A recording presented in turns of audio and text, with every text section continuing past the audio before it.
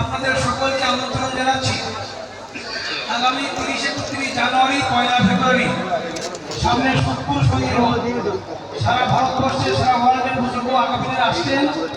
আপনারা সকলেই জমাবদ্ধভাবে ওখানে শরিক হবেন। সকালে বায়ান হবে, জুমার নামাজের মাধ্যমে ইস্তেমা শুরু হবে এবং রবিবার সকাল 9টায় দেওয়া হবে। সমস্ত ছাত্র, শিক্ষক, সাথী, ওলামা সবাইকে জিম্মেদারকে বিশেষভাবে আমন্ত্রণ জানাচ্ছি। আপনারা সকলে এখানে আসবেন।